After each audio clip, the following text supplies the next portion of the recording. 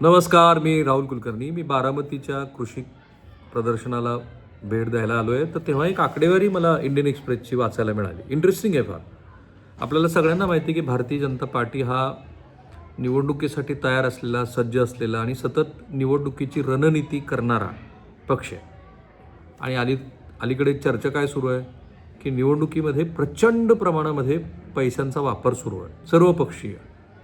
पण अधिकृतपणे भारतीय जनता पार्टी किंवा काँग्रेस पक्षानं किती पैसे निवडणुकावरती खर्च केले असतील, तर त्याची आकडेवारी असते ती केंद्रीय निवडणूक आयोगाकडं सादर केलेल्या अहवालात.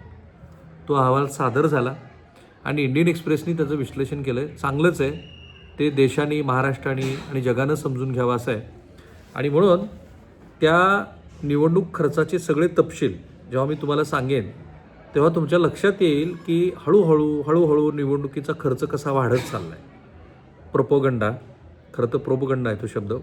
प्रोपोगंडा, त्याच्यानंतर जाहिराती, कॅम्पेन. आता बघा, मागच्या लोकसभा निवडणुकीसाठी जो प्रचाराचा कालावधी आहे तो 44 दिवसाचा.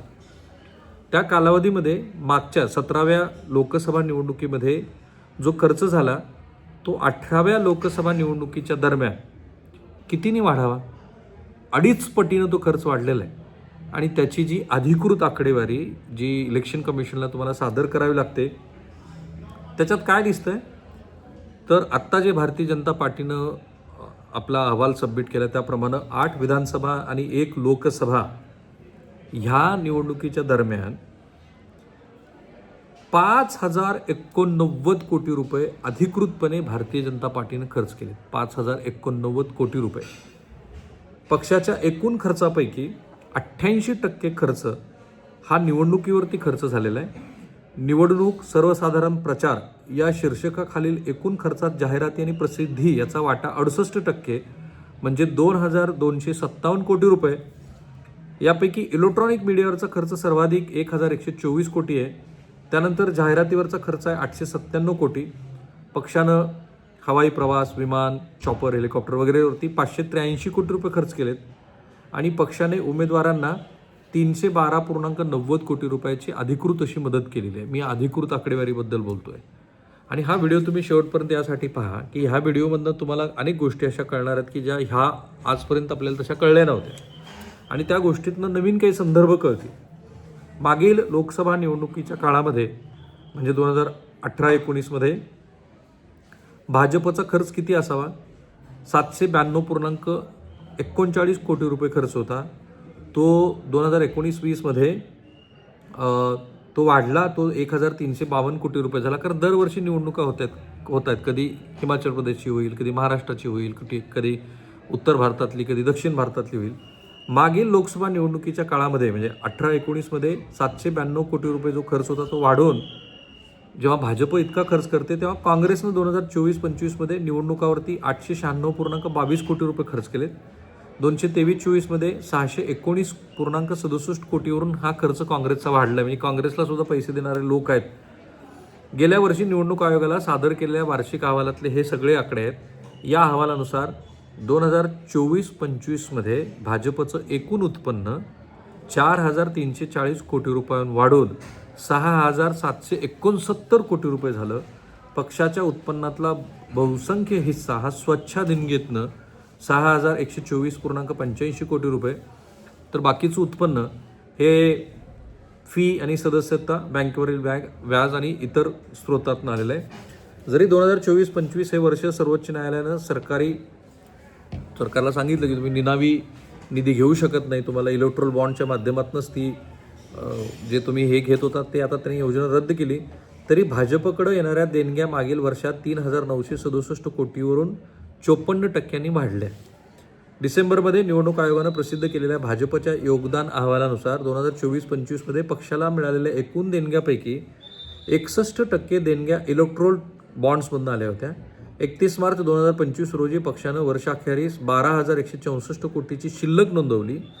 अहवालात नमूद आहे की वर्षाखेरीस 9,996 कोटी रुपये रोख आणि रोख समतुल्य रक्कम आहे, जी मागील वर्षाखेरीस 7,113.90 कोटी रुपये होती. त्याच्यात पण वाढ आहे, जवळपास 2,000 कोटीची वाढ आहे. BJPचं जे इलेक्शन एक्सपेंडिचर आहे ते 3,335 कोटी रुपये हे लास्ट फिस्कल इयरमधलं आहे, जे 2.5 पटीनं वाढले. आणि मार्च 2025 अखेर पक्षाकडे रोख आणि रोख समतुल्य मूल्य जवळपास 10,000 कोटीचं आहे. पक्षाच्या निवडणूक आणि सर्वसाधारण प्रचारावरील खर्चाचे हे सगळे आकडे जर आपण बघितले तर असं दिसतंय की निवडणूक आयोगानं 16 मार्च 2024ला निवडणुकीची घोषणा केली. त्यामुळं प्रचार हा 2023-24 या आर्थिक वर्षामध्ये सुरू झाला होता. मतदान 19 एप्रिल ते 1 जून 2024 या दरम्यान जवळपास 44 दिवस चाललं. पूर्व निवडणूक वर्ष म्हणजे 2023-24मध्ये निवडणूक आणि सर्वसाधारण प्रचारावरील खर्च 1,754 कोटी रुपये होता. म्हणूनच 18वी लोकसभा आणि 8 विधानसभेपर्यंत 2 वर्षातील निवडणूक खर्च आणि पूर्व निवडणूक वर्ष एकूण खर्च 5,089.42 कोटी रुपये झाला. आणि भाजपची जर आपण खर्चाची आकडेवारी तौलानिक बघितली तर जेव्हा श्री नरेंद्र मोदी हे देशाचे पंतप्रधान झाले 2014-15ला, तेव्हा ते 923 कोटी रुपये खर्च केले होते.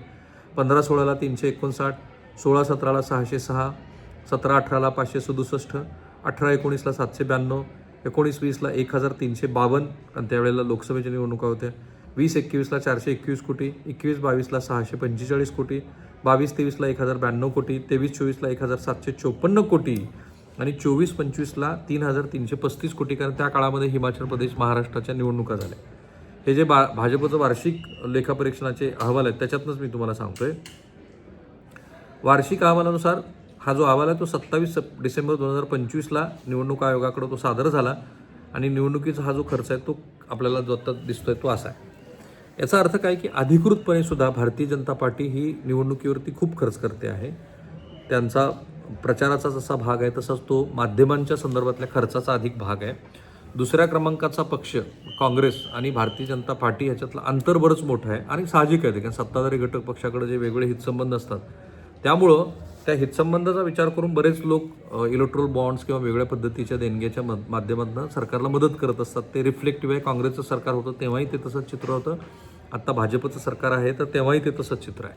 आणि याच्यात एक आपल्या लक्षात येतं आहे का की आपल्याकडे कोणतीही निवडणूक, कोणताही सण हा एक अर्थाने आपल्या अर्थव्यवस्थेला गती देणारं ते साधन आहे.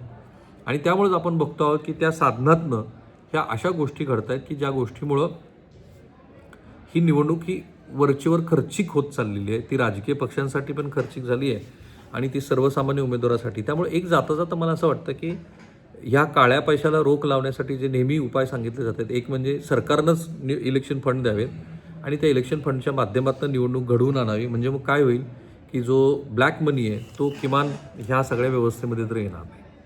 सो थांबूया आपण इथे. माझा प्रयत्न आहे जे घडतंय, जसं घडतंय ते तुम्हाला सांगावं आणि त्या पद्धतीतनं ते महाराष्ट्रासमोर मांडावं. सो थांबूया आपण. Thank you so much.